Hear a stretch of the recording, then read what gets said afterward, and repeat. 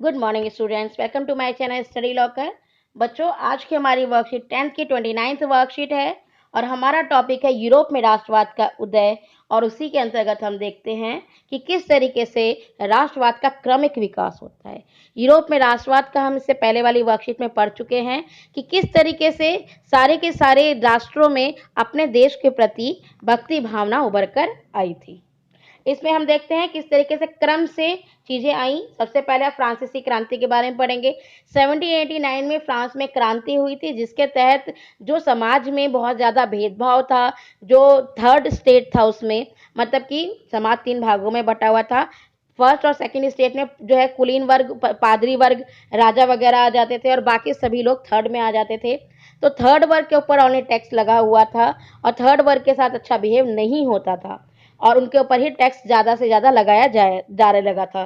तो इस वजह से जब स्थिति बहुत खराब हुई तो उन्होंने क्रांति कर दी। तो ऐसी स्थिति में फ्रांसीसी क्रांति ने जब लोगों के सामने एक एग्जाम्पल सेट करा कि अगर राजा ढंग से काम ना करे, जनता को अपने लिए स्टैंड लेना ही पड़ता है। उन्होंने क्या करा, विद्रोह करा और वो एक ऐसे मोड़ पर पहुंच गए कि उन्होंने राजा को ही गुलोटिन पे चढ़ा के मार डाला और उसके बाद सारी सत्ता नागरिकों के ग्रुप के हाथ में आ गई। ठीक। अब फ्रांसीसी क्रांति ने लोगों के सामने 3 चीजें रखी। एक आप कह सकते हो स्वतंत्रता, समानता और भाईचारा, मतलब कि सभी को मिलजुल के रहना चाहिए, एक दूसरे को समान समझना चाहिए और स्वतंत्र सबको रहना चाहिए। और अगर कहीं भी स्वतंत्रता नहीं है तो उसे अपने स्वतंत्रता को, समानता को पाने के लिए प्रयास करने चाहिए। फिर आता है नागरिक संहिता। ये नेपोलियन की नागरिक संहिता है, जिसमें नेपोलियन ने कुछ एक सुधार किए, जिसके तहत जो विशेषाधिकार थे उन्हें खत्म किया गया। जो माल गुजार मतलब एक जगह से राज्य से दूसरी जगह सामान जा रहा था, उसके ऊपर टैक्सेस में भी चेंजेस किए गए। जो प्रशासनिक व्यवस्था थी उसको भी नेपोलियन ने जो है चेंजेस करे। फिर आता है आपकी वियना की संधि। जब नेपोलियन ने जो चेंजेस करे उसको हटाने का काम वियना की संधि करती है। वियना की संधि में क्या हुआ कि जो मतलब कि आपका ऑस्ट्रिया है, ब्रिटेन है, रूस है, ये लोग जो है नेपोलियन के बाद इन्होंने क्या करा, वियना की संधि की। जब नेपोलियन को ये लोग इन्होंने देखा कि अब नेपोलियन ने बहुत ज़्यादा राज्यों पे कब्जा कर लिया है, तो नेपोलियन ने जितने सुधार किए थे उसको वापस हटाने का काम 1915 की वियना की संधि करती है। इसमें फ्रांस में जो जो क्षेत्र ऐड हो गए थे वो उनसे वापस ले लिए गए और उसे लिमिटेड बना दिया गया ताकि फ्रांस दोबारा विस्तारवादी नीति को ना अपना सके। फिर आता है उदारवादियों की क्रांति। उदारवादी का मतलब है यहाँ पर ये लोग चाहते थे कि जो हमारा व्यापार हो रहा है, जो हमारे ऊपर अनावश्यक रूप से टैक्स लगाए गए हैं, इनको जो है कम किया जाए। हमें जो है समानता का बिहेव करने का मौका मिले, हमें समानता मिले, स्वतंत्रता मिले, हम तरक्की कर सके। राज्य जो है नागरिक के ऊपर बंदिशों की जगह उसको अधिकार दे। ठीक। जर्मनी और इटली टूटे हुए से अलग अलग राज्य थे एक तरीके से, इनको एक करा गया। ये हमारा 1866 से 1871 के बीच में और इटली का एकीकरण 1859 से 1871 के बीच में हुआ। ये सारी चीज़ें पूरा जो है एक्सप्लेन किया हुआ है। मैंने एक वीडियो बनाई हुई है इस यूरोप में राष्ट्रवाद चैप्टर की, आप उस वीडियो को देखिएगा और आपको ये सारी चीज़ें बहुत ही अच्छे से जो है एक्सप्लेन मिल जाएगी। फ्रांसीसी क्रांति के आरंभ से ही फ्रांसीसी क्रांतिकारियों ने ऐसे अनेक कदम उठाए जिनसे फ्रांसीसी लोगों में एक सामूहिक पहचान की भावना पैदा हो सकती थी। मतलब इन लोगों ने एक दूसरे को जोड़ने के काम किए। जैसे कि इन्होंने कहा कि भाई हमारा झंडा एक है, हम सारे लोग एक हैं, हम सबको समानता का अधिकार मिलना चाहिए, हम लोग समान होने चाहिए। जो ये हमारे ऊपर रूल रेगुलेशन लगा रखे हैं, जो हमारे साथ भेदभाव हो रहा है वो नहीं होना चाहिए। ये सारी चीज़ें जो है उस समय नजर आई। बाद में नेपोलियन ने प्रशासनिक क्षेत्र में क्रांतिकारी सुधारों को प्रारंभ किया, जिसमें कि हम देख सकते हैं 1804 की जो नागरिक संहिता है, इसे नेपोलियन की संहिता के नाम से भी जाना जाता है। इसमें वो सुधार थे जो कि नेपोलियन ने किए थे, चेंजेस थे। ठीक।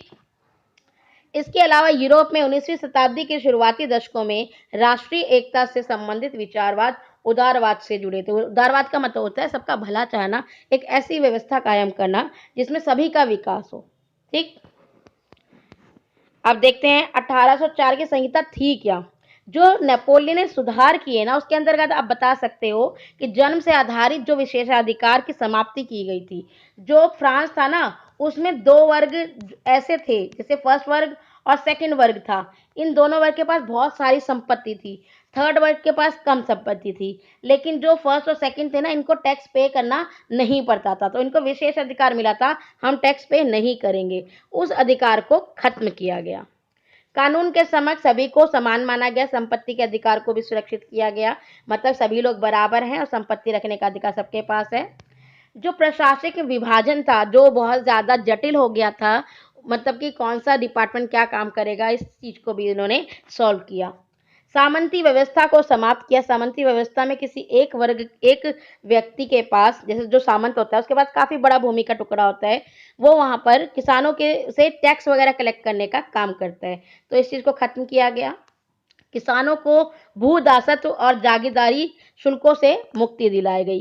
ये जो भू दासत्व का मतलब होता है कि जमीन है, जब पहले क्या होता था, किसानों के पास पैसा नहीं है, वो गए किसी से उधार लेने, उसने अंगूठा लगवा लिया, अब वो जमीन जो है उन्होंने अपने नाम कर ली। अब किसानों से उसी जमीन पे खेती करवाते और कहते कि आपको जो है ऋण चुकाना पड़ेगा, वो ऋण कभी चुकता ही नहीं था, तो उन लोगों को जमीन का नौकर बना के रख लिया जाता था, उससे मुक्ति दिलाई इसने। और जो संघ थे, जो ग्रुप थे ना, जिन्होंने पूरे मार्केट को कंट्रोल में किया हुआ था, कारीगरों के श्रेणी संघ थे, वो पूरे चीज को कंट्रोल रखते हैं कि पैसा कितना, किस चीज का क्या दाम होगा, कितना उत्पादन होगा, ये सारी चीजें कंट्रोल में रखते हैं। तो इस चीज को भी नेपोलियन ने हटाने की कोशिश की, ठीक है ना। ये चीजें नेपोलियन ने जो सुधार किए, ये वो चीजें हैं। अगर हम देखें फ्रांसीसी क्रांति में राष्ट्रवाद को किस तरीके से दर्शाया जा सकता है, तो भाई राष्ट्रवाद यानी हमारे देश के प्रति अपनी जो प्रेम है, अपने देश को आगे बढ़ाना, व्यवस्था को सुधारने के अंतर्गत आता है। संविधान आधारित शासन होना चाहिए, मतलब जो रूल्स रेगुलेशंस है उसके आधार पर शासन किया जाना चाहिए। ऐसा ना हो कि राजा का बेटा राजा बने, और जैसे लुई 16 ने टैक्स क्या करना था, उसने थर्ड वर्ग पे टैक्स लगा दिया, जबकि थर्ड वर्ग के पास पैसा ऑलरेडी नहीं था। ठीक। समानता, स्वतंत्रता, बंधुत्व जैसे विचार हमें फ्रांसीसी क्रांति के दौरान ही मिले। नया फ्रांसीसी तिरंगा झंडा, जो झंडा होता है ना, ये किसी को भी एक करने के लिए बहुत बड़ा रोल अदा करता है। आपको अपने देश के तिरंगे को देख के जो फीलिंग आती है, वो आप फीलिंग समझ सकते हो कि वो झंडे से हम कैसे जुड़ गए। जितने भी लोग हैं हमारे देश के नागरिक, उन सभी को उस झंडे से इतना ही प्यार है जितना कि आपको हमको है। तो जो झंडे होते हैं ना, ये हमारे लिए एक सिंबल का काम करते हैं, देश के सिंबल का। तो नया झंडा इस समय ये लोग लाए। नेशनल असेंबली का गठन किया गया। इससे पहले जो है लुई 16 के टाइम में जो समिति जो काम कर रहे थे, तो उनको हटा करके नेशनल असेंबली, जिसमें कि नागरिकों को भी शामिल किया गया, ताकि नागरिकों के काम को भी, मतलब नागरिक अपने लिए खुद सुविधाएं जुटा सके। आंतरिक आयात निर्यात शुल्क समाप्त किया गया। जैसे कि आप एक जगह, एक राज्य से दूसरे राज्य में गए, वहां आपको पैसा देना पड़ रहा है, मतलब गई सीमा पार करने के लिए, फिर दूसरे से तीसरे में गए, अब यहाँ 5 रुपए की पेंसिल थी, अगर आपने हर जगह एक एक दिया, तो यहाँ आते आते वो पेंसिल 8 रुपए की हो जाएगी। तो हर आंतरिक रूप से जो टैक्स दिया जा रहा था, आयात निर्यात शुल्क, उसे खत्म किया गया। जो टैक्स लगता है, कस्टम ड्यूटी कहते हैं जिसको। माप तौल की एक समान व्यवस्था की गई। पहले क्या था, कहीं पर कोई वैल्यू मानी जा रही है, कहीं पे कोई वैल्यू मानी जा रही है। जैसे 1 लीटर है तो हर जगह वो सेम लीटर में काउंट नहीं हो रहा था, तो माप तौल की प्रणाली को सब कुछ जगह सेम किया गया। फिर आता है फ्रेंच को राष्ट्र की साझा भाषा घोषित किया गया। भाई सबको एकजुट करने के लिए एक लैंग्वेज का होना भी बहुत जरूरी होता है। अब जैसे कि आप भारत में हो, ठीक, भारत से अगर आप बाहर जाते हो और बाहर जाकर के आप अपनी कोई भी लैंग्वेज सुनते हो, चाहे हमारे देश में तो बहुत सारी लैंग्वेजेज हैं, आप अपने आप से जुड़ी, चाहे वो हिंदी हो, चाहे तमिल हो, चाहे कन्नड़ हो, चाहे उड़िया हो, चाहे भोजपुरी हो, जो भी आपकी लैंग्वेज है, अगर आप कहीं और सुनोगे तो आपका मन खुश हो जाएगा। अरे तुम भी हमारे यहाँ के हो। आपके मम्मी पापा ऐसे जैसे कहीं गए हैं, वहां पे कोई अपनी लैंग्वेज बोलता दिख जाता है, तो अरे तुम वहीं के रहने वाले हो, ऐसे करते हैं ना। तो ये जो भाषा होती है ना, ये एक दूसरे को जोड़ने का काम करती है। ठीक। अब आता है उदारवादी राष्ट्रवाद। उदारवादी राष्ट्रवाद क्या बोलता है? उदारवादी राष्ट्रवाद बोलता है भाई ऐसा है कि राजतंत्र खत्म होना चाहिए, अब राजा का बेटा राजा नहीं बनेगा, सहमति से सरकार आनी चाहिए, जनता के सहमति के द्वारा ही सरकार आनी चाहिए, और संविधान बनना चाहिए। संविधान का मतलब रूल रेगुलेशंस बनना चाहिए, जिसके अंतर्गत शासन होना चाहिए, और संसदीय सरकार या प्रतिनिधि सरकार होनी चाहिए। मतलब ये नहीं कि राजा का बेटा राजा बन रहा है। कुछ ग्रुप बनाए जाएं जिसको चुना जाए, चयन किया जाए इलेक्शन के जरिए। इस तरीके से इन्होंने कहा विशेष अधिकारों का खात्मा होना चाहिए। जो कुछ लोगों को विशेष अधिकार मिले हैं ना, टैक्स कुछ लोगों को नहीं पे करने हैं, कुछ लोगों को जन्म से अधिकार मिल गया, आप उसमें जैसे आप कुलीन वर्ग में पैदा हो गए तो आपका टैक्स पे ही नहीं करना है। तो जो जन्म से आधारित अधिकार थे उनको खत्म करने की बात की गई। ये भी कहा गया कि कानून के समक्ष सभी लोग बराबर माने जाएंगे।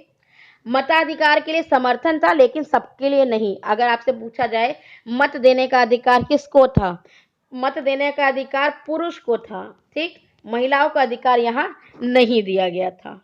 मुक्त बाजार, मुक्त बाजार का मतलब होता है कोई भी कहीं से भी आपके साथ व्यापार कर सकता है, कोई बाउंडेशन ना हो। वस्तुओं और सेवाओं पर प्रतिबंधों से मुक्ति, जो वस्तुओं का आदान प्रदान एक राज्य से दूसरी जगह हो रहा है, जो व्यापार चल रहा है, उसमें जो फालतू के बाउंडिंग लगी हुई है उन सबको हटाया जाए। ठीक, चलिए क्वेश्चन आंसर्स पे चलते हैं। 1804 की नागरिक संहिता की विशेषताओं की व्याख्या कीजिए। ये रही आपकी, ये सारी विशेषताएं हैं। इसके तहत जो भी काम किया गया सारी ही विशेषता है। तो आपका आंसर नंबर 1 तो ये रहा। फ्रांसीसी क्रांति ने राष्ट्रवाद के विचार को किस प्रकार मजबूत किया? तो आप ये सारी चीजें डाल सकते हैं कि आंसर नंबर 2 में कि फ्रांसीसी क्रांति के दौरान ये सारी चीजें की गई जिससे कि राष्ट्रवाद और ज्यादा मजबूत हुआ। क्वेश्चन नंबर 3, उदारवादी राष्ट्रवाद की विशेषताओं को लिखिए। तो ये सारी विशेषताएं आपकी उदारवादी विशेषताएं हैं। तो आप इसको आंसर नंबर 3 लिख सकते हैं। ठीक, फिर आपका आता है क्वेश्चन नंबर 4, फ्रांसीसी क्रांति के किन विचारों ने आपको सबसे ज्यादा प्रभावित किया, क्यों? तो मुझे तो प्रभावित किया है इस विचार ने कि भाई सबको समानता मिलनी चाहिए, स्वतंत्रता मिलनी चाहिए, सबको मिलजुल करके रहना चाहिए। तो बच्चों, अगर आपको वीडियो पसंद आई तो लाइक ज़रूर करें, और डिस्क्रिप्शन बॉक्स में मैं अपने इस चैप्टर को मैंने जो ऑलरेडी डिस्क्राइब करके वीडियो बनाई हुई है उसका लिंक डाल दूंगी। आप ज़रूर उसको एक बार देखें।